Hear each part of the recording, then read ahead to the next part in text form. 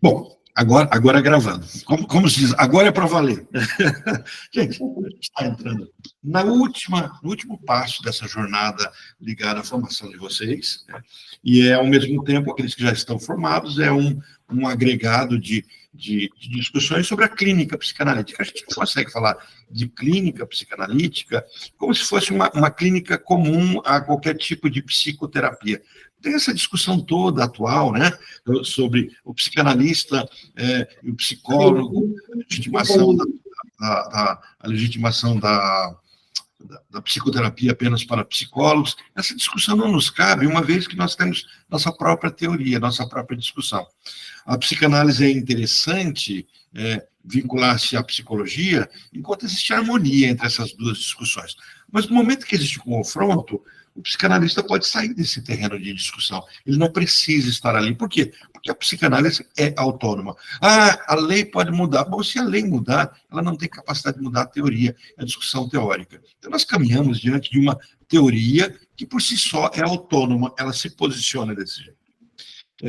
Quando Freud escreve esse texto, em 1937, publica em 1937, ele traz uma discussão muito madura sobre a análise em si. O que é análise? Então, são dois textos que a gente normalmente discute nesse fechamento. Eu vou passar outro texto para vocês, que é o texto de 1912, que também fala recomendações aos médicos sobre a psicanálise, onde Freud também advoga a psicanálise como uma ciência independente.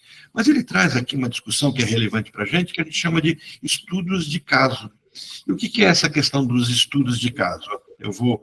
Esse texto que eu estou projetando aqui para vocês, eu vou depois encaminhar, tá? Então, eu estou só projetando. Acho que já seria até interessante já mandar para vocês logo. Vou mandar no grupo da supervisão. Tem a página do livro dele? Deixa eu ver aqui no livro. No livro ele está na página, bem no finalzinho, 327. Construções na análise, 327. Tá? Mas no livrinho, nesse amarelo, né? No amarelo, volume 19. Esse aqui. Então, 320. O quê? Acabei de falar e já esqueci. 327. Isso, 327.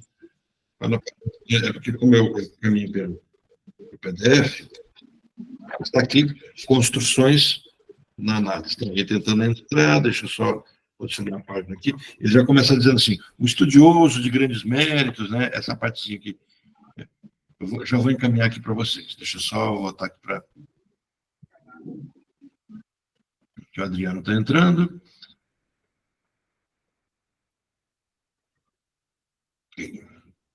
Eu só vou interromper aqui a projeção de vocês.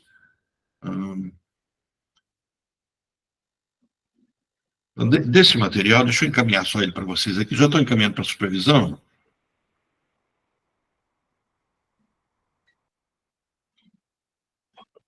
Eu estou mandando o texto integral para vocês, ele bruto, e depois eu mando a projeção para vocês acompanharem. Né? Já chegou na supervisão, no grupo de formação também já estou encaminhando ele. E aí eu vou explicar o porquê dessa escolha, o que ele agrega para a gente, qual é o passo dele nesse momento da formação. E nos casos aqui também.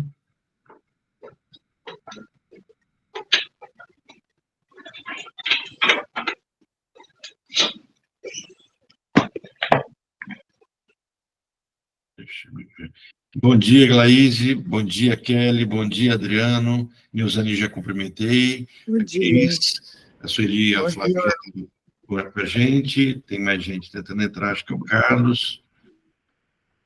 Eu estava explicando, a Glaíse se lembra daquele texto, Construções na Análise, que a gente viu há um tempinho atrás?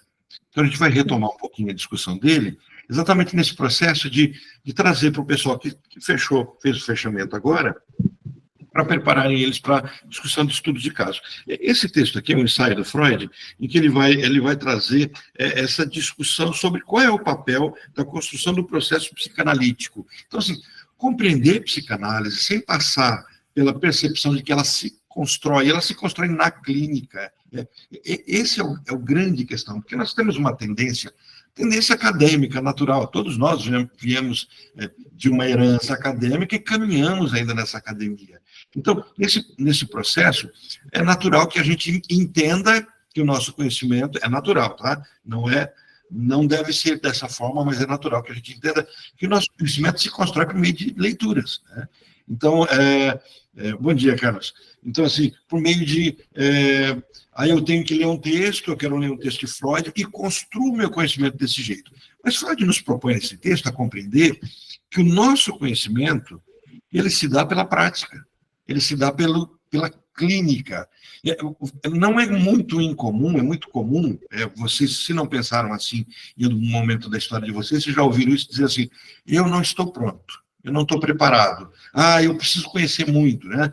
E algumas pessoas passam 5, 10, 15, 20 anos tentando se preparar para começar a atender e não percebem que, na teoria psicanalítica, a clínica faz parte do aprendizado. Então, por exemplo, se eu acho que eu preciso estar preparado para começar a atender, eu incorro num problema teórico da psicanálise, que é de que eu me preparo atendendo.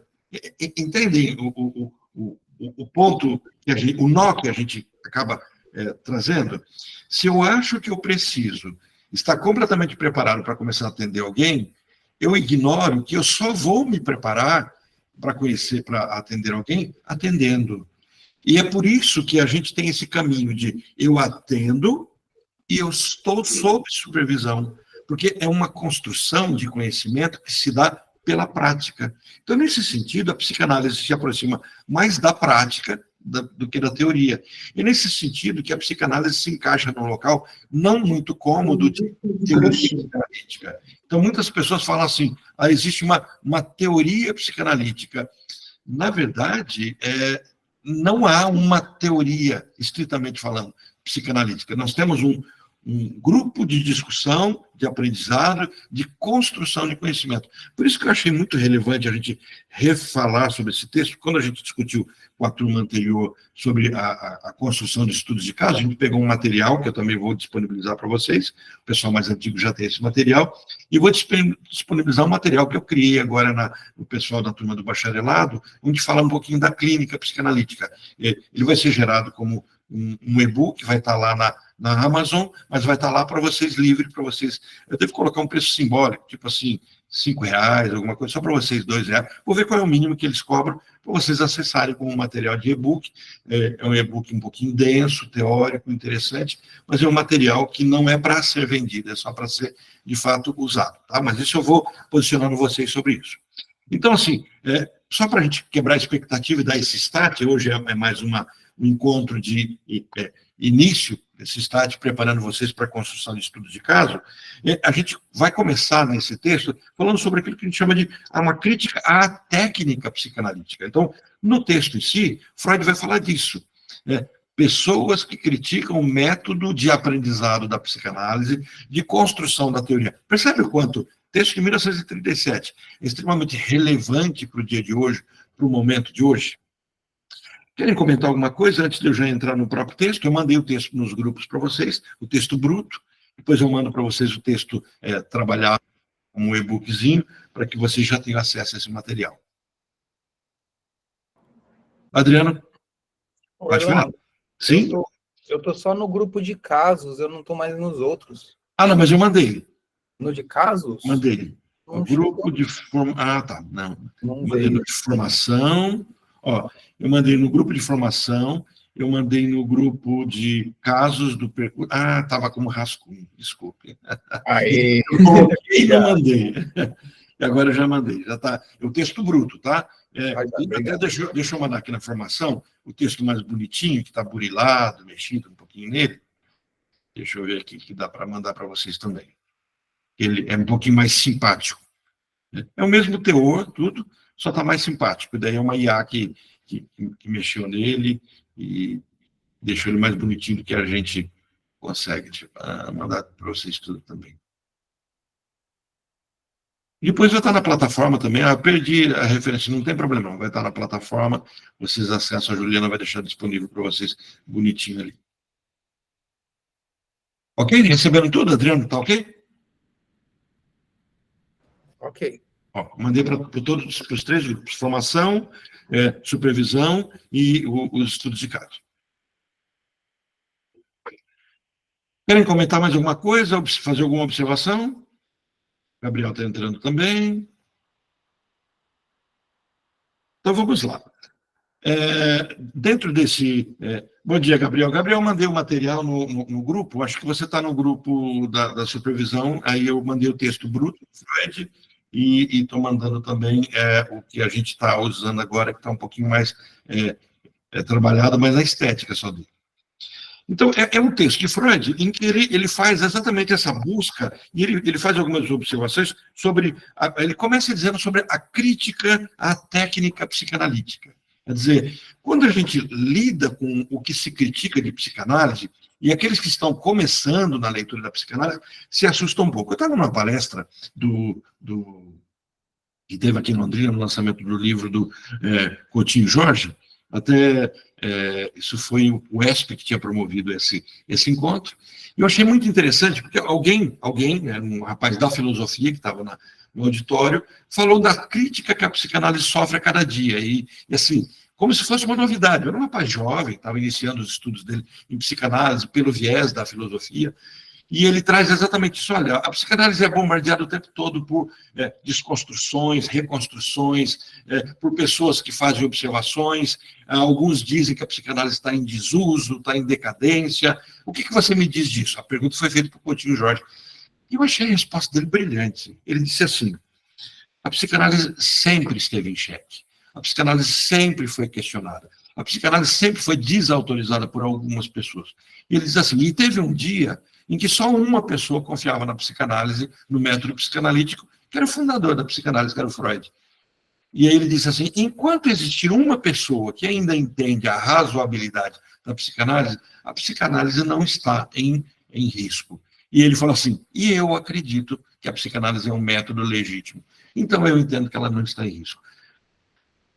É claro que a resposta dele carrega mais de motivação, carrega mais de poesia do que de racionalidade, é óbvio. Mas ela é muito lógica, no sentido de que sempre vão surgir grupos que vão tentar questionar a psicanálise. Só que a psicanálise está aí por mais de um século, resistindo a essas pancadas, construindo, agregando. E a gente nunca vai ter uma sociedade unívoca que, de fato, invoca e convoca a psicanálise como a grande ciência, o grande achado da humanidade que tem resposta para tudo. Ela nem se coloca nesse lugar. Então, o que ela pretende, de fato? Ela pretende ser legítima entre os psicanalistas. Observem, nós, psicanalistas, que experimentamos na nossa própria história do método da psicanálise, nós temos que estar preparados para advogar as nossas perspectivas? Sim, mas isso é tão relevante para nós que já experimentamos disso?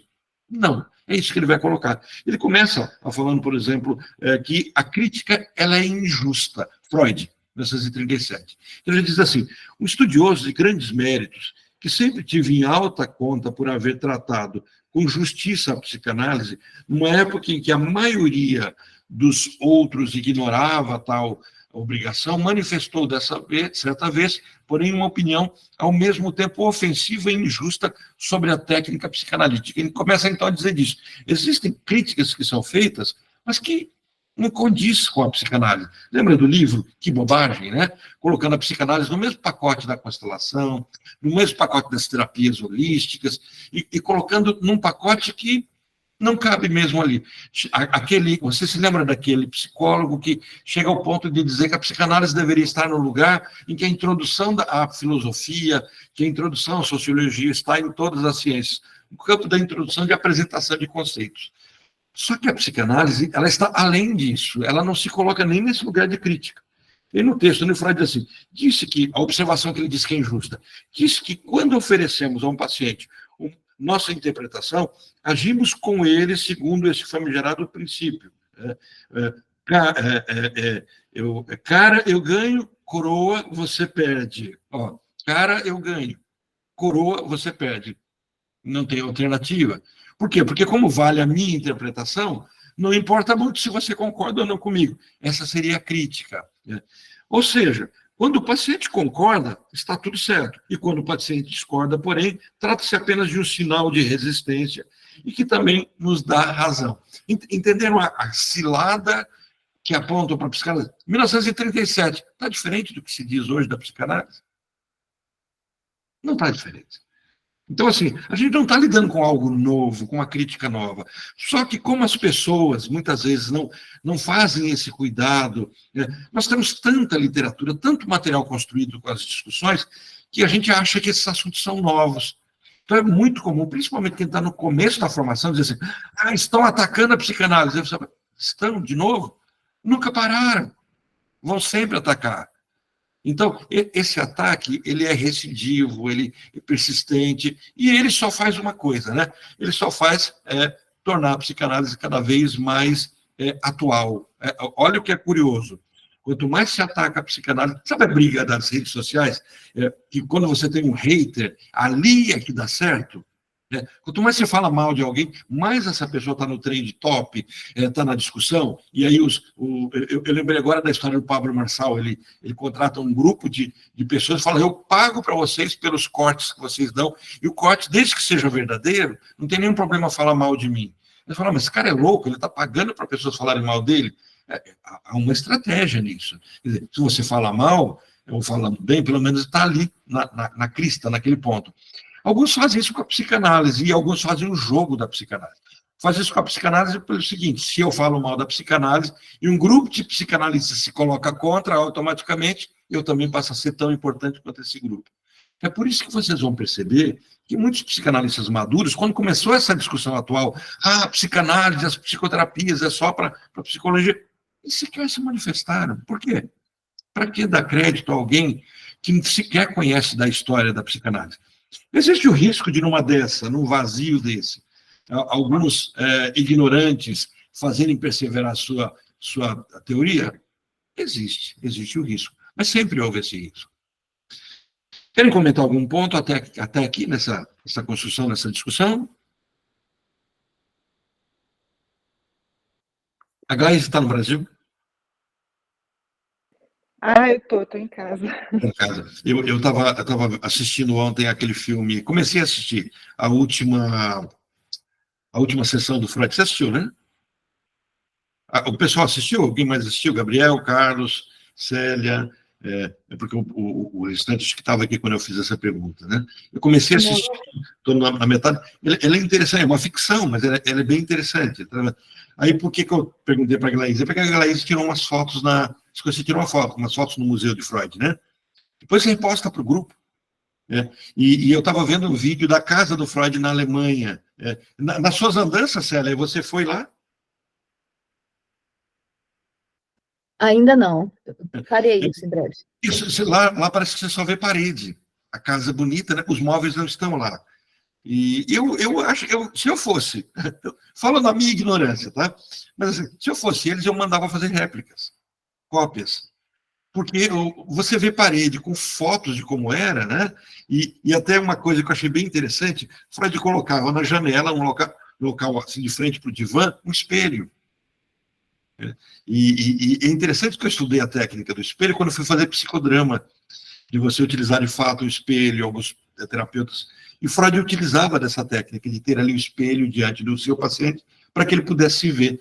E no meu outro consultório, não nesse aqui que eu estou em dívida com o meu enquadre, nesse ponto, aqui eu não tenho espelho, mas no outro eu tinha o espelho bem na entrada, né? Então você vai vendo, tudo isso são construções. Quando você olha, o divã, o espelho, os bebelãozinhos que ele tinha ali, tudo aquilo é uma construção de uma teoria que ele vai construir como um enquadre. E a gente precisa entender que a psicanálise, apesar de ser algo estruturado, ainda está se estruturando. O curioso é isso. Orlando, a psicanálise é velha, mas é um velho que se renova a cada dia, porque as críticas que são colocadas, elas não são colocadas apenas por não psicanalistas, mas por nós ao vivenciarmos a clínica.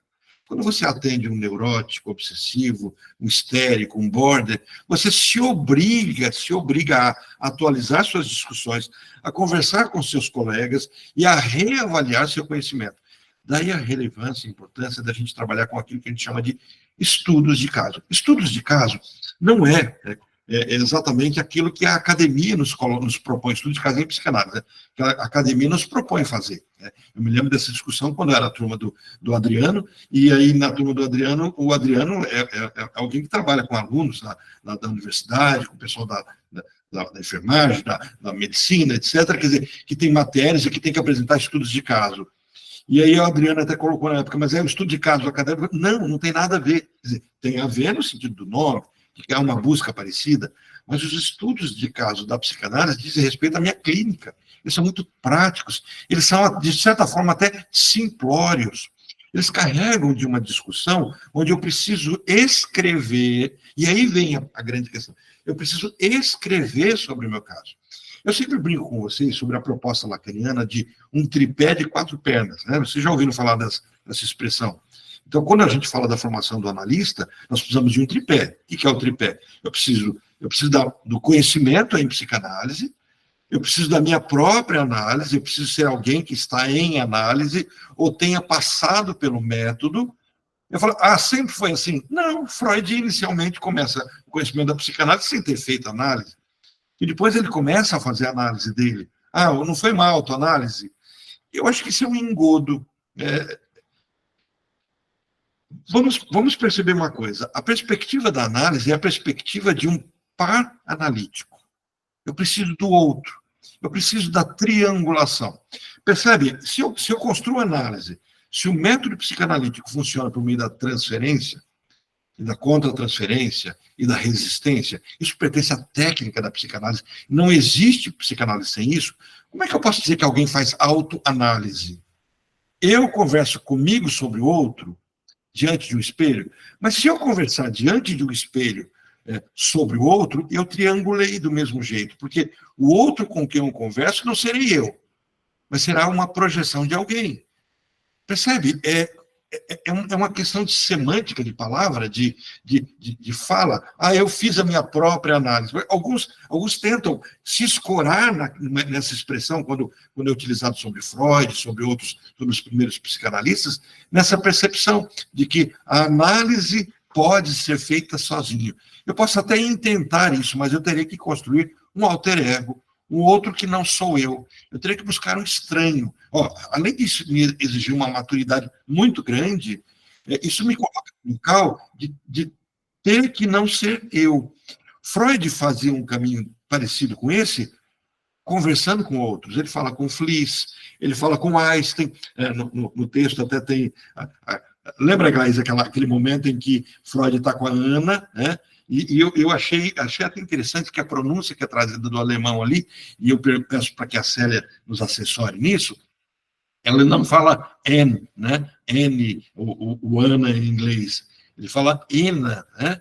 Em alemão, Ana seria Ena mesmo? É isso, Célia? Em alemão, você não junta o N com um A. É como se fosse o A sozinho, fica Ana. É aberto, sabe? Então fica Ana. Aberto, assim. Não faz esse... Então não tem nada a ver com a expressão que a gente acaba usando, tornando inglesa a expressão, né? A gente fala N, né? Não tem nada a ver. Eu achei bem interessante assistindo esse episódio. Mas tem um debate onde ele com a filha dele começam a falar e ela insistindo, e ela está insistindo sobre o relacionamento dela, sobre as emoções dela, né, ali na discussão. A filha do Freud tem um relacionamento, ela é impedida de vários relacionamentos pela própria história do pai, Freud se sente culpado de ter cerceado a vida emocional, a vida afetiva da própria filha. O filme parece que retrata isso, essa angústia que existe, desse apego excessivo dela com o pai, e do apego dela, e aí há uma acusação até de que haveria uma relação incestuosa, mas incestuosa no sentido emocional, até analítico, que quem faz a terapia da Ana é o próprio Freud, é ele que ajuda ela a interpretar os sonhos dela, ele que participa desse tripé da formação teórica, né?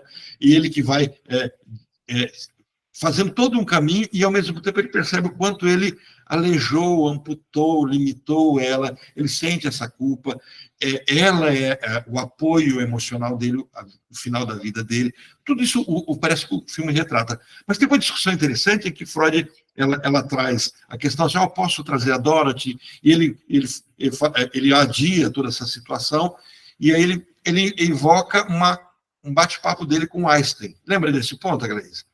Quando ele fala assim, lembra que quando eu estava com Einstein, o que ele definia como a questão do que é loucura?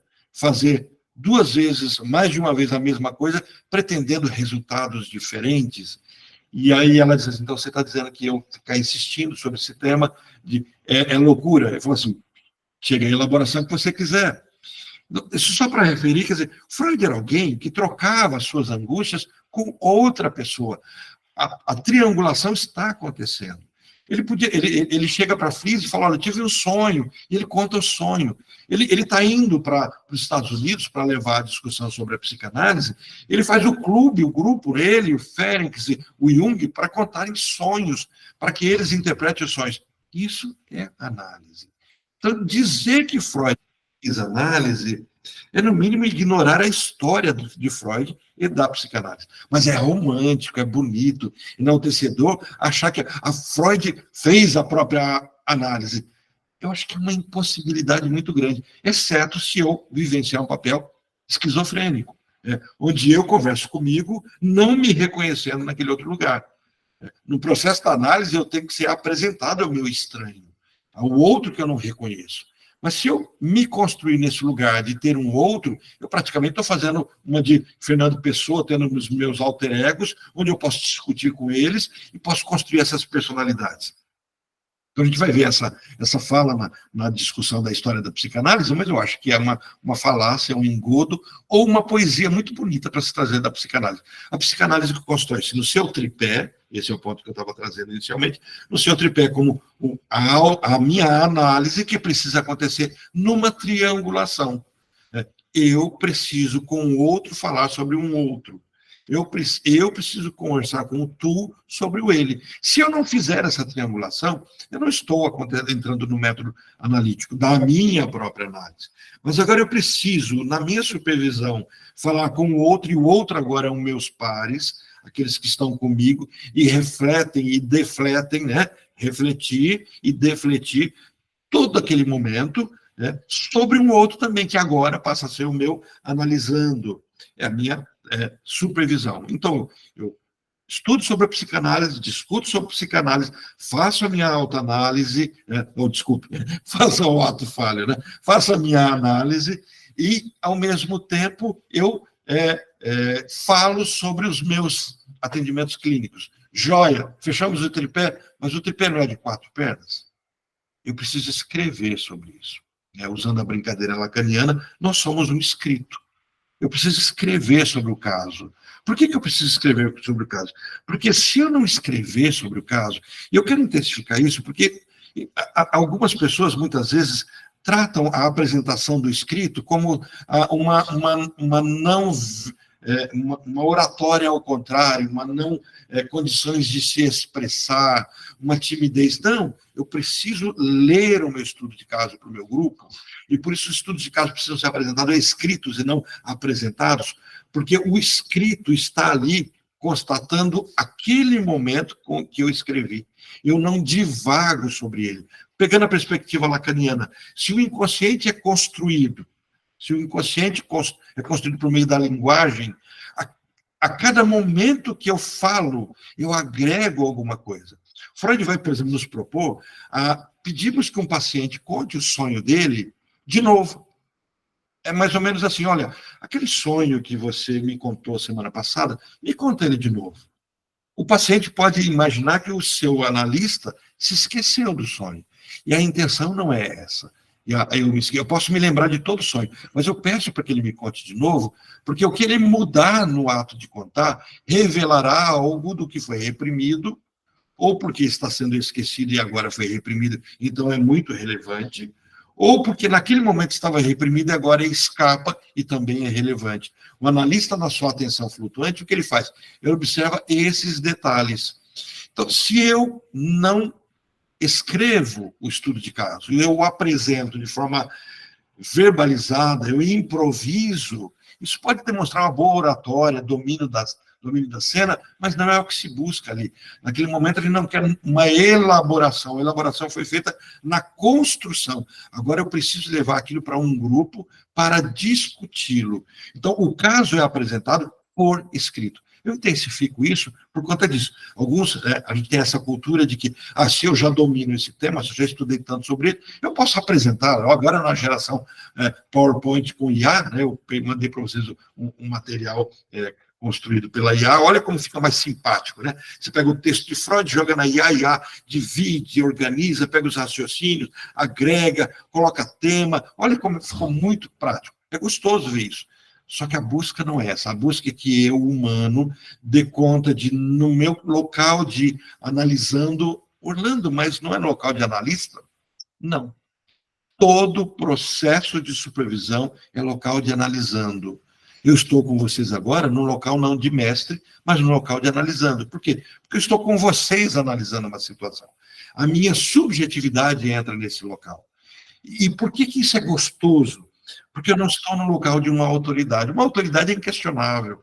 Uma autoridade é aquele que fala e ninguém o questiona. Pode até perguntar para ele, porque ele é o guru da situação. Os analistas não detêm esse local, eles não buscam esse local. Aquele que busca esse local na análise, ele, no mínimo, tem que voltar para o divã. Ele tem que elaborar com o seu analista o local em que ele se coloca. É um local de fragilidade. Mas quando eu me coloco na apresentação de um estudo de caso, onde ele está fechado para mim, mas agora ele se abre para uma discussão, e se um colega me disse, Orlando, olha, você analisou isso como um caso obsessivo, mas eu vejo nuances de uma histeria. E se eu me coloco nesse lugar de mestre, eu recuso a sugestão. Por quê? Porque eu construí uma teoria sobre isso. Eu vou brigar por essa teoria. Mas se eu coloco num lugar de um analisando, eu me disponho a revisar o caso e compreendê-lo, e aí eu agrego. Aí, de fato, eu faço aquilo que a gente chama de dialética. E o que é dialética? Se não a proposta de, diante de uma tese, eu contrasto com a antítese, com aquilo que está implícito na própria tese, né? E agora eu consigo sintetizar e construir um novo pensamento sobre isso. Muitos teóricos acham isso lindo, é tão gostoso falar da dialética platônica, da dialética hegeliana, só que no momento em que eu fecho uma teoria, eu me fecho para isso. Querem comentar alguma coisa sobre isso, para que a gente possa avançar?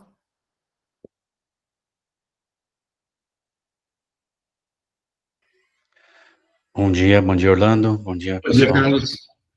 Eu lembrei de um conto estoico, né, sobre essa questão do lugar, do todo saber, né, da xícara cheia e xícara vazia. O senhor conhece esse conto aí?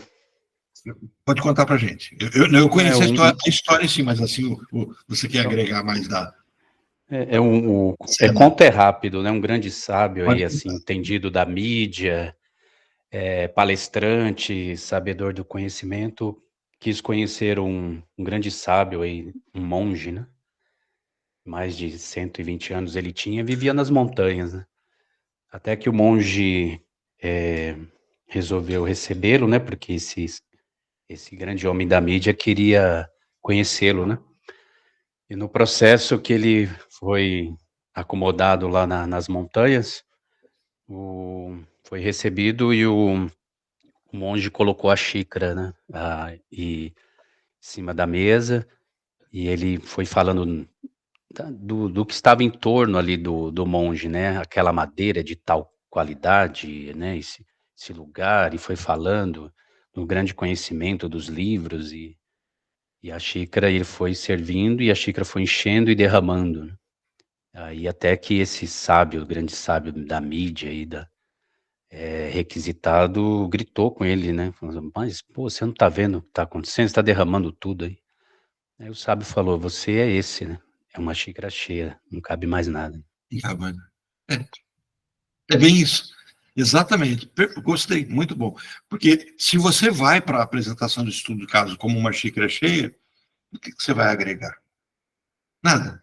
Mas se você vai para a apresentação do estudo de caso como essa xícara que pode ser enchida, a supervisão e seus pares tem muito para agregar. Você trouxe uma ilustração maravilhosa, Carlos, que a Glaise participou desse grupo comigo, eu não vou entrar em muito detalhe para não expor o grupo, mas em que a gente estava na apresentação de grandes nomes, né, Glaise? Pessoas, e a apresentação maravilhosa da pessoa, e a gente queria conhecer mais da apresentação, mas os grandes nomes precisavam tomar espaço. Então, ao invés deles perguntarem do conhecimento daquela pessoa que explicava, eles falavam do conhecimento deles, parecido com aquele. Resultado, eles eram todos xícaras cheias. Então, eu imagino, aquilo que a gente queria conhecer, né? Gostei muito, muito, muito bom, Carlos. Perfeito. E agrega para a gente, né? Para eu caminhar para esse ponto aqui, que nós temos mais um tempinho para... excedendo o horário das 9, mas aí eu comecei atrasado, eu vou pedir a paciência de vocês para a gente ir tranquilamente até as 9h30, né? Os que não puderem, vai ficar gravado e disponibilizado para vocês. Mas aí, Freud diz assim, vale a pena, então, expor detalhadamente como costumamos avaliar durante o tratamento analítico o sim e o não do paciente.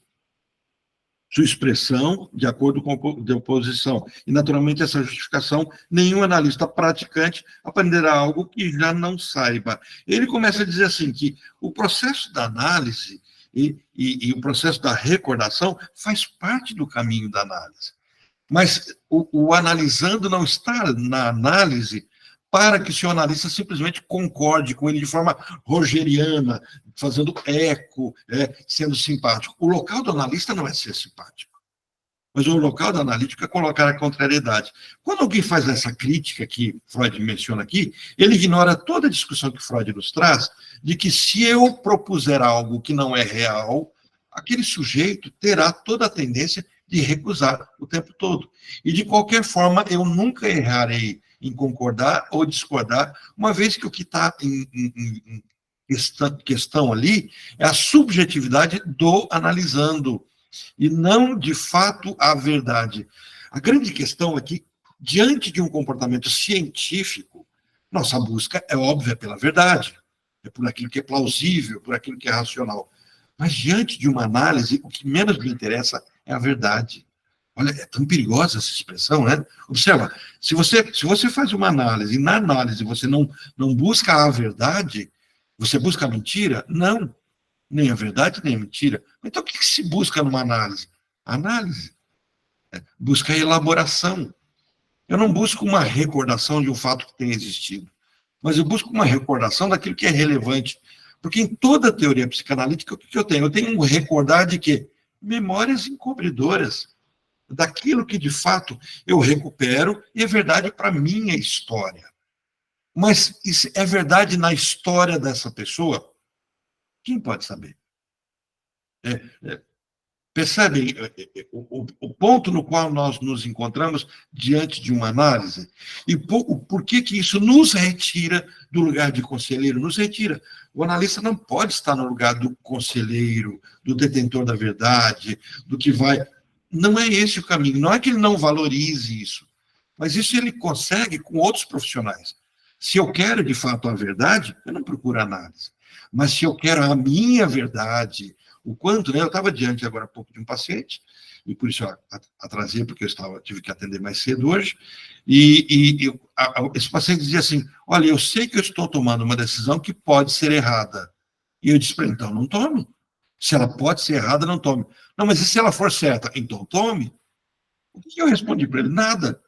Eu não tenho direito. Mas eu disse assim, só tome a decisão se você entende que ela é certa. Mas se você entende que ela é errada, você já tem a resposta. Não toma essa decisão. Não, mas eu vou tomar essa decisão. Então ela tem que ser a certa. Do contrário, você se coloca numa cilada contra você mesmo. Quer dizer, eu propus para ele assim, então você está tomando uma decisão para daqui a pouco você dizer assim, olha, eu sabia que eu tinha tomado a decisão errada. Você está se colocando nesse lugar. Então você está tentando, sabe a famosa frase, acender a vela para Deus e para o diabo, porque de qualquer forma você não vai errar. Se um tiver certo, o outro está errado, se o outro tiver errado. E isso é não assumir risco. E aí vem a questão, a vida é constituída de risco. Olha lá a frase do Simonetti, né, quando ele faz aquela brincadeira sobre Freud. Ok, se a vida é assim, tudo bem, a vida é triste. Eu só não sei por que você quer desistir da vida constatando o óbvio. A psicanálise me coloca nesse lugar. Foi você, Carlos, até foi o tema da resposta. Você não pôde estar conosco na terça-feira, na resposta, aí depois você tem que ver, acho que eu coloquei para vocês o link do YouTube, onde estava trazendo a discussão sobre atendermos os psicóticos, e qual é o caminho de atender o psicótico? O que a gente elabora e resolve com isso? Ele vai se curar da psicose? Essa ênfase. Não, então para que fazer análise? Para que a pessoa, mesmo com a sua psicose, dê conta de viver. Né? E busque alguma qualidade diante disso, alguns insights constituídos a partir do outro, onde se percebe a partir do outro essa construção. Então, a gente sempre se coloca nesse lugar. Então, talvez a pergunta óbvia que vem diante de qual que é o objetivo da análise? O paciente, então, deve ser levado a deixar de lado suas repressões, no sentido mais amplo, do seu antigo desenvolvimento, para substituí-las por reações que correspondem a um estado de maturidade psíquica, para, com isso, recordar determinadas vivências e os afetos por eles suscitados, que no momento se acham esquecidos. Porque quando a pessoa começa a sofrer as angústias, ele sofre angústia, ele anula tudo que aconteceu. Na análise, o processo do recordar é simplesmente o processo de trazer à tona aquilo que já está ali, mas passa a ser despercebido. Despercebido, não é percebido. Então, eu passo a trazer para esse processo do conhecimento daquilo que já é. Sabe a frase do Freud, assim? O paciente sabe o que sonhou, só não sabe que sabe. Ou o paciente sabe a interpretação do sonho, só não sabe que sabe. Como? Vocês percebem da irracionalidade do que Freud nos propõe? É você acolher alguém que já sabe da própria solução, mas ele não sabe que sabe. E no processo da análise, eu, analista, serei o sujeito suposto saber. Olha a confusão. Eu não sei, mas ele supõe que eu saiba. E ele precisa supor que sabe. E é interessante que o papel... Isso volta para aquele ponto que a gente iniciou nessa discussão. Eu não estou preparado. É interessante que o analista não pode se colocar no lugar de convencer, sabe?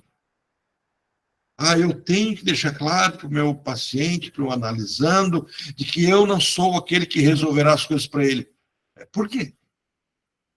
Eu fiz na promotoria e uma pessoa me chamou de doutor. E ambiente que trabalha com ambiente jurídico sabe o melindre disso, né? Doutor ali é o procurador, é o promotor. Um bacharel em direito, que também poderia, em tese, não é um doutor, porque não fez doutorado, mas em tese é chamado de doutor, que no escritório é chamado de doutor, ali não, naquele ambiente sagrado dos promotores e procuradores, não poderia. Uma pessoa chega lá no meu setor, falou, queria falar com o doutor Orlando. Aí uma colega minha diz assim, você queria falar com o Orlando, ele não é doutor. Aí essa pessoa que queria que eu fosse queria que eu atendesse, olhou para ela e disse assim, para mim, ele é doutor. Então, eu queria falar com o doutor Orlando. Aí, quando essa pessoa conversou comigo, eu falei assim, a sua colega lá não queria que eu te chamasse de doutor. Ele disse que doutor, você não é doutor, mas para mim você é. E eu olhei para ela e falei assim, se para você eu sou doutor, eu serei doutor, ponto. Para mim, isso é o assunto com ela. Aí eu fui conversar com essa colega e perguntei para ela assim, por que você teve que fazer essa correção? Orlando, porque aqui os procuradores, eles vão ter um problema com isso. Fala assim, manda eles fazerem análise, resolver isso com o analista deles. Porque se um título fere uma pessoa, no mínimo o ego dessa pessoa é frágil. Então, eles têm que... Então, aí eu brinquei com ela, falei, se uma pessoa que eu atendo precisa me chamar de doutor, de mestre, precisa me chamar de Orlando, precisa colocar um apelido em mim, isso é dele. Ele tem... eu sou doutor para aquela pessoa. Então, eu tenho pacientes que me chamam de doutor, eu tenho pacientes que me chamam de Orlando, eu tenho paciente que me chama de Oswaldo, porque sabe da brincadeira que eu faço com o Oswaldo, e não tenho nenhum problema com isso. Se eu tiver um problema com isso, eu tenho que resolver com o meu analista ou com o meu grupo de supervisão. Falo, gente, eu estou com um problema, o pessoal não me chama de doutor, eu queria ser chamado de doutor, e tem que elaborar isso. Alguém pode dizer assim, mas por que é tão relevante para vocês? É relevante? É. Né? Não é relevante? E por quê? Percebem? Quando eu me coloco nesse local do sujeito suposto saber, primeira coisa que eu, analista, iniciando os meus atendimentos, é esse o ponto que eu quero trazer para vocês, é o primeiro ponto que eu tenho que entender. Por que eu tenho que convencer o meu paciente de que eu não detenho a verdade para ele? Não é minha função fazer isso. No processo analítico, esse meu paciente terá alta de si mesmo, ele se dará alta, o analista não dá alta para ninguém. Esse processo é do médico. O único que pode dar alta aqui no nosso grupo é o Gabriel, que chega lá para os pacientes e diz, ó, você está de alta, eu fui no urologista, fiz o meu check-up no mês passado, o urologista falou, está tudo perfeito, já te vejo no ano que vem. Me deu alta por um ano. Falou, por um ano está ok. Fui no cardiologista, fiz o meu check-up, o meu cardiologista falou, olha, se não tiver nenhum entreveiro aí, algum probleminha, te vejo só no ano que vem para o novo check-up. Isso é perfeito. E o analista faz isso? Não. Se o meu analisando marcar uma consulta comigo, marcar um horário, e eu entender, analista, entender que, nossa, nós não temos mais nada para conversar, isso é meu, eu tenho que levar para o meu analista. Olha, eu não estou conseguindo dialogar com o meu analisando, com o meu paciente. Isso eu tenho que resolver. Mas se o meu paciente, o meu analisando, marca comigo, é porque ele precisa. Nem que seja para me ver a minha cara e, de alguma forma, ele elaborar ou encontrar alguma solução. Porque é muito comum os analistas que começam a dizer assim, olha, acabou. Como acabou? Morreu? Quando termina uma análise? É a discussão do Freud nesse próprio livro aqui. Então, quem tiver um tempinho, né, que a gente tá, os que chegaram depois que a gente tinha começado, a gente está lendo aqui. Tá? O capítulo anterior, na página 277, ele fala sobre análise terminável e interminável. Então, um texto também de 1937, ele, Freud nos fala disso, desse ponto, né? Quando é que termina a análise? Quando você morrer, ela termina. Então eu vou ficar fazendo análise a vida toda? Não. Você vai fazer quando você precisar. Quando você não precisar, e aí entra a questão, o analista está internalizado na pessoa. Quando é que eu vou dizer para o meu paciente que eu não sei o que ele precisa? Nunca. Porque não é você que tem que dizer isso. Enquanto ele precisar ter na frente dele alguém que ele supõe que saiba a saída para ele, ele terá acesso a isso. Mas no momento que ele fala assim, Orlando, eu percebi que você é inútil. Tudo que eu preciso saber, eu já sei. Eu falo, que bom que você teve essa percepção. Conseguem perceber isso? Querem comentar alguma coisa antes de eu avançar um pouquinho sobre a elaboração dessa discussão?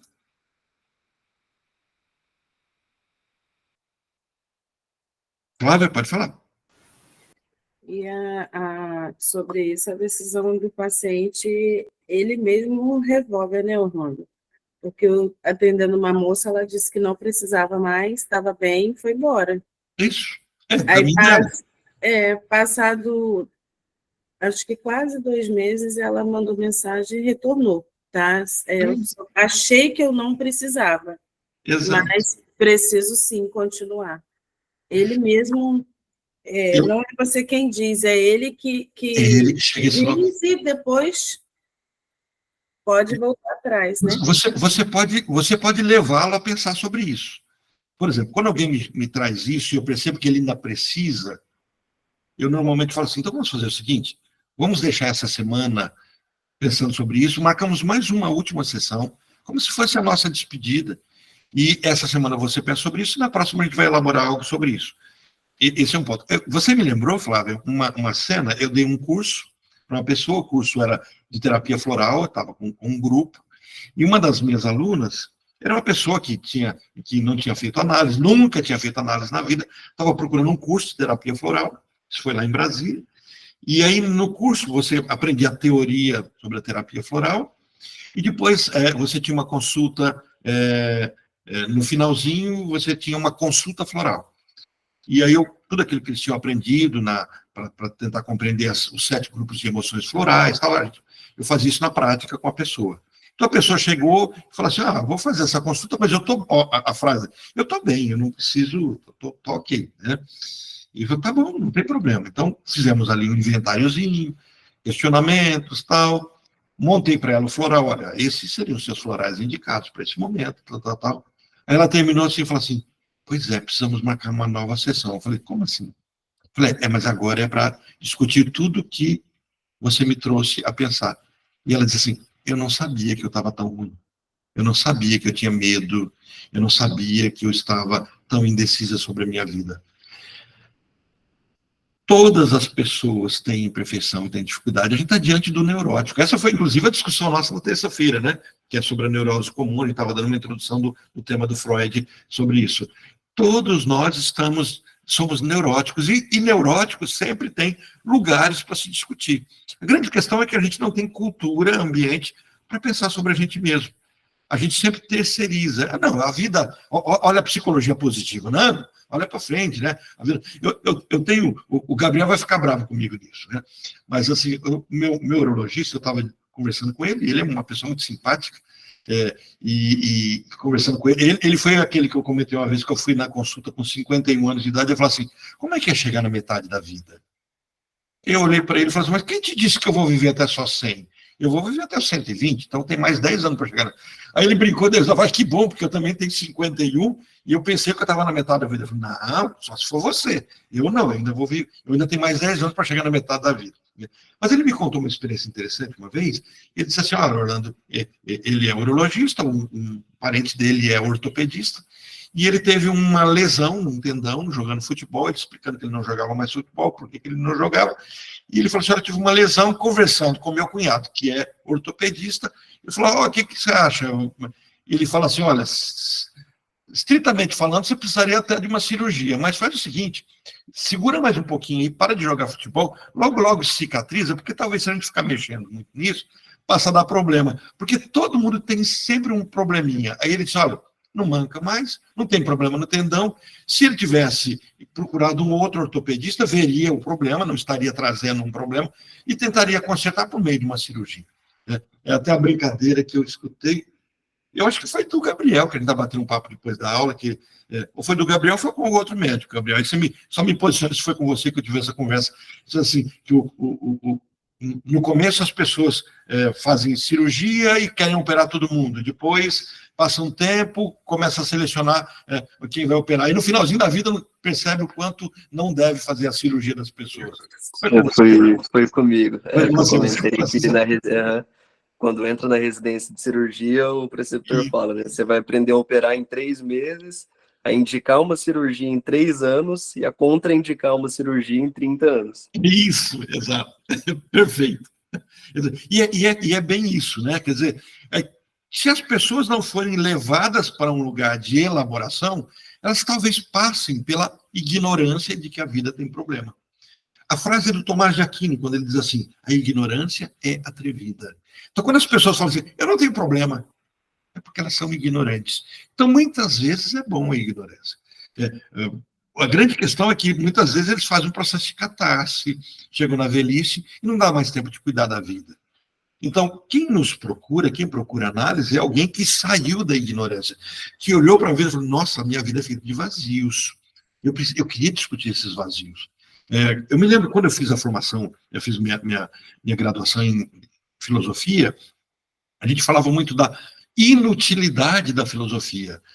A única ciência que, em si, ela tem como função ela mesma, e preparar para as outras. Né? O filósofo é aquele que... ele é o quê? Filósofo, pensa. Mas para que serve o pensamento? Você constrói um carro com pensamento? Você constrói uma casa com pensamento? Você constrói uma roupa com pensamento? Não, a filosofia é o pensar pelo próprio pensar. Olha, o médico faz medicina para medicar, o farmacêutico faz farmácia para indicar medicamentos, trabalhar com a química, com aquilo, o engenheiro faz engenharia para construir casas, pontes, etc.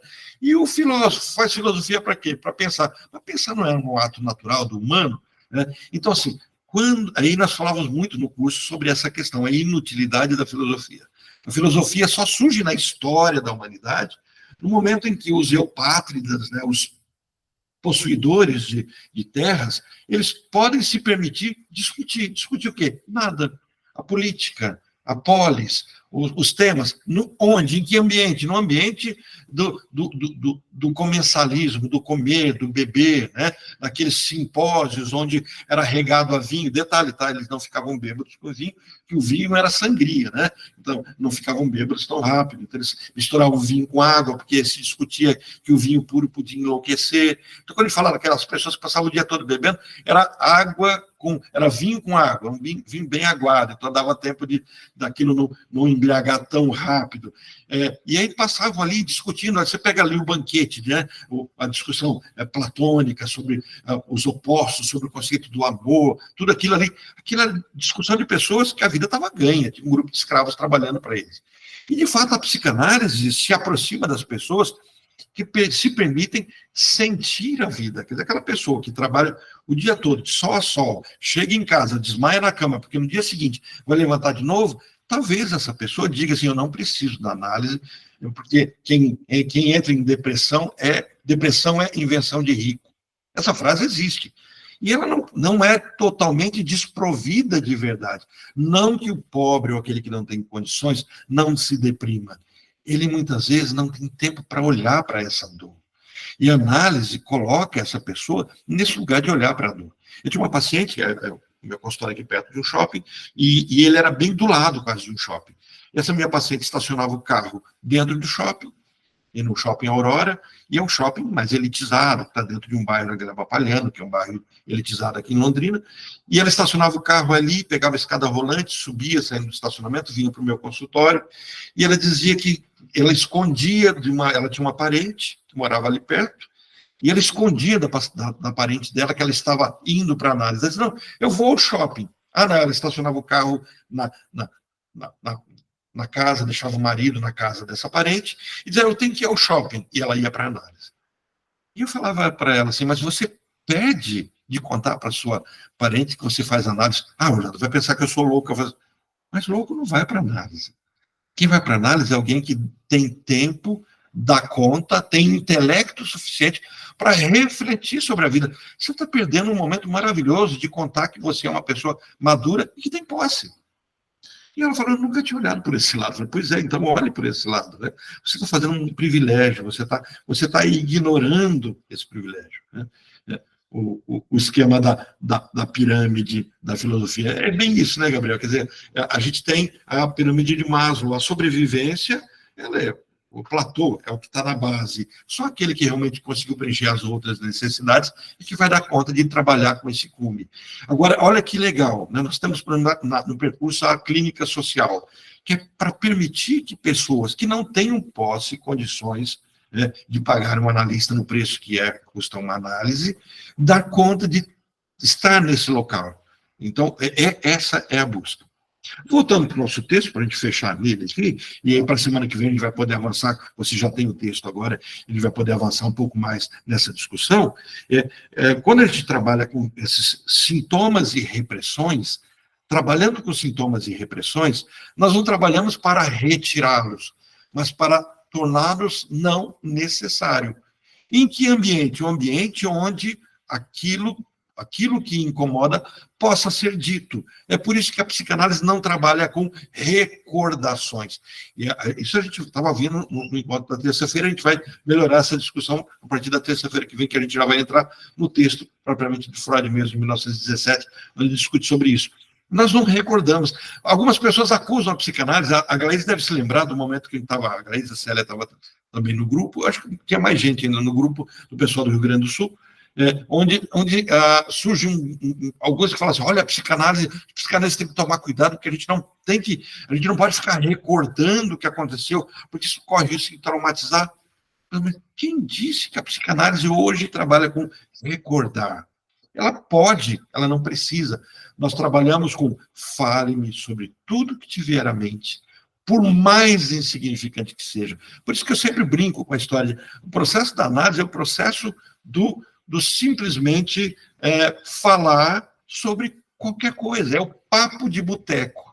Né? Eu não bebo, quem ouviu falar isso na Orlando deve ser um que no sábado vai para o boteco. Se eu for para um boteco, é uma piada. Eu estive na sexta-feira da semana passada, num barzinho, o pessoal estava dançando, tomando cerveja, aí o pessoal, tudo, família, né? Mas o pessoal estava ali com a família bebendo, dançando, e eu era aquele que olhava, porque como eu bebo só minha água com gás e limão, estou nessa onda agora, né? Eu olhava, aí a pessoa estava mais alto, e aí dançava de uma forma. Aí eu começava a observar o jeito que andava, falar aquela pessoa é tímida. Né? Aí, quer queira que não, você começa a analisar. Fala, a gente diz que não analisa, tá? Porque é chato, né? Você está no ambiente onde você está analisando as pessoas. Mas você analisa o tempo todo. A gente começa a observar, nossa, aquela pessoa está disfarçando a tristeza dela, aquela pessoa está tentando se expressar, está tentando se enturmar. Então, assim, o papo de boteco na análise é esse, onde você permite que o outro se expresse. Um local onde não será julgado. No local onde ele atinge quando ele fica bêbado. Então ele bebe, fica desprovido dos seus monitoramentos ostensivos, e nesse local, aí essa pessoa agora, do boteco, consegue se expressar quem é. Você constrói isso com café, com chá, com refrigerante, né? Tem um pessoal que mata a gente de inveja, né? Essa semana eu fiquei sabendo, não vou dar o nome da pessoa, mas a pessoa foi me contar que o marido dela, ele tritura o café, esquenta a água, aquece a vasilha, e eu fui ficando assim com uma inveja, eu falei assim, não acredito, eu gosto tanto de café e não me dou a luz de pesar, né? Eu falei assim, brinquei com ela, fala para o seu marido que eu fiquei com inveja dele, eu acho que eu vou ter que começar a usar minha balancinha para pesar ali, para não ficar... Sabe, esse papo, esse tipo de conversa, que você fala assim, mas Orlando, isso é análise? É, análise é falar sobre o nada. E ao falar sobre o nada, o tudo vem à tona. Então, sintomas e repressões são objetos da análise? Não. Mas são objetos dos estudos de caso? Fazem parte. Então, sabemos que os seus sintomas e inibições atuais são as consequências dessas repressões, ou seja, o substituto para as coisas esquecidas. Então, o material que o paciente coloca à disposição nesse papo de boteco, quais são esses? Fragmentos de lembranças nos sonhos, pensamentos produzidos pela livre associação, indícios das repetições, dos afetos pertencentes ao material reprimido, né? Tudo isso faz parte da análise. Isso vai ter que ser relatado. Né? A relação terapêutica, transferencial, terapêutica. Então, nossa experiência então, mostrou que as relações de transferência que se estabelecem com o analista é particularmente adequada para promover o retorno de tais vínculos afetivos. Estamos ligando com afeto. Então, por isso, aquele mito é um mito de que a análise é ascética. Você não entra na história do paciente. Primeiro, isso já foi questionado contra o próprio Freud. O Ferenczi chega para o Freud e fala assim, olha, você fala de análise selvagem, mas os seus primeiros pacientes eram focais, e você atendia a pessoa em 1, 2 sessões e se incomodava com a angústia desse paciente. Então, o que você está dizendo aí não é bem isso, não. Né? E aí, Ferenczi fala assim, você é insensível com os seus pacientes. Então, atenda seus alunos e deixa os seus alunos atenderem de forma apaixonada os seus pacientes. Então, é o Ferenczi que vai propor a análise didática, é o Ferenczi que vai propor que todo o caminho seja constituído de uma forma diferente daquilo que Freud estava teorizando. E aquele Freud que todo mundo diz que é arrogante era aquela pessoa simples que nunca tolheu o Ferenczi, não concordava com ele, mas nunca proibiu ele de ter as teorias dele. Bom, eu fecho aqui o nosso ponto, né, e abro, caso vocês queiram trazer. Na semana que vem, a gente vai entrar no ponto da projeção que eu mandei para vocês, sobre o trabalho de construção do analista, porque esse é o nosso ponto. Né? Aqui temos analistas que já estão atuando há um bom tempo, e temos analistas que estão iniciando. Então, como é que se constrói? Qual que é o papel? O que eu faço na análise? Como é que eu vou construir estudo de caso? Então, nesse texto, Freud nos conduz para isso. Alguém levantou a mão, deixa eu ver aqui. Ou levantou ou saiu? Gabriel. Por favor, Gabriel, pode falar. Bom dia, grupo. Eu acabei falando aquela hora ali, mas nem me apresentei, né? É a primeira supervisão vez, né, Gabriel? É a primeira vez que eu estou participando aqui pela manhã. Seja bem-vindo. Eu acho bacana dessa questão da crítica, né? Falar da importância da gente construir uma crítica no papel mesmo de psicanalista, porque quando a gente pega hoje em questão política, em questão artística, né? E você vai consumir uma crítica feita para um determinado alvo, quase sempre é uma crítica construída de alguém que não pratica aquilo, de alguém que está lá com a única função de criticar, mas não no sentido de gerar uma construção nova, né? Uhum. Então, se eu for de um partido X, né, e aí eu vou lá ver uma crítica sobre o partido X, quase sempre, para não falar sempre, vai ser feita pelo Y, e daí automaticamente ou eu ignoro aquela crítica, porque eu falo, é do outro, ou eu vou ver só realmente o lado negativo daquilo. Agora, Uhum. quando a gente produz críticas, né, a nós mesmos, e isso o Freud faz bastante ao longo da obra dele, a gente consegue perceber uma maturidade, primeiramente do autor, né, no caso dele, mas também quando eu quero, quando eu tenho alguma dúvida, alguma coisa que parece falha, saber, tipo, não, eu posso levar isso para o grupo de análise mesmo, que não vai, meu Deus, acabou o mundo da análise. Quando começou o pessoal da PBN, da psicologia baseada em evidência, a criticar, sei lá o quê, eu tava bem nessa visão iniciante, assim, tipo, meu Deus, vai acabar a análise. Na verdade, boa parte dos analistas começaram a fazer vídeo falando sobre, trazendo novas questões, fazendo críticas. Então, dentro do próprio mundo da psicanálise, estava sendo feito críticas também. E até o Dunker escreveu o livro, né, Ciência Pouca é Bobagem, para zoando o livro, Exato, o livro Que Bobagem lá, né? Mas exato. acho importante ressaltar isso, né, da questão da crítica construída dentro do O livro, dispositivo que está sendo que é muito criticado. maduro sobre esse ponto. Sim. Pode continuar. Era só esse pontinho. Não, era isso mesmo, só falar assim, que realmente é importante a gente construir a crítica dentro do dispositivo que está sendo criticado, porque senão fica só aquela coisinha de, eu tenho que mudar de lado ou ignorar o que está sendo falado. Na verdade, não, né? A gente está numa hermenêutica aqui que ela é móvel o tempo todo, e é justamente em grupo que a gente constrói essa mobilidade. Uhum, exato. Perfeito. Alguém quer fazer mais alguma observação?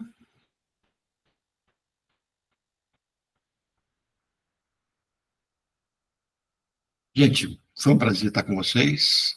Pessoal da supervisão, vejo vocês 8 horas da manhã no domingo, né? Lembrando da inscrição dos temas.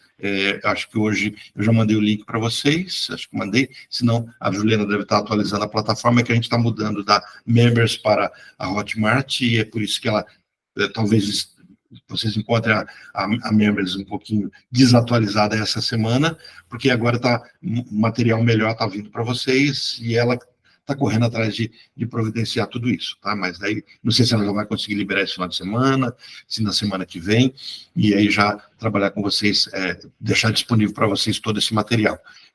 Os e-bookzinhos que são gerados a partir do nosso material, e isso tudo está sendo providenciado por ela, pelo Shin. O Shin é um rapaz que vai estar mexendo agora com a gente sobre o YouTube, porque os vídeos sejam divididos. Foi até um pedido da Letícia que os vídeos das aulas não ficassem com 1h30 de vídeo, dividissem em vídeos de 30 minutos, aí tem que assistir o vídeo, ver onde é que corta. Como eu sou uma pessoa muito indisciplinada, né? Se eu fosse assim, uma pessoa muito mais obsessiva do que de fato sou, aí acabou um texto da aula, agora, e não, eu vou fluindo a coisa, eu acabo dando trabalho para os dois mexerem com isso, mas aí é da conta deles, eles têm que se virar, são profissionais, vão fazendo esse caminho. Então, terça-feira, nós temos a nossa supervisão, às 10 horas, nossas leituras em Lacan, não esquecendo desse ponto, e à noite, ainda esse ano, às 7h30, o Tira Dúvidas, do pessoal que está na formação, e às 8h30, nossa leitura sobre a neurose comum do Freud, que é a 24ª conferência. A semana passada a gente só introduziu o texto, e a gente vai começar, de fato, a leitura sobre isso. Ok, pessoal? Muito obrigado, um grande abraço. Deixa eu interromper aqui Sueli, pode falar. Sueli levantou a mão.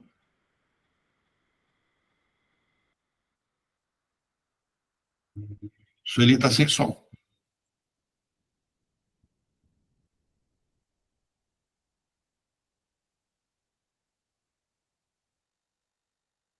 Acho que ela deve ter levantado a mão e o sistema identificou como levantar a mão. Gente, um abração. Vejo vocês, então, na terça-feira. Um abraço, pessoal. Bom fim de semana. Obrigada, Orlando. Tchau, gente. Obrigada. Bom dia, bom final de semana.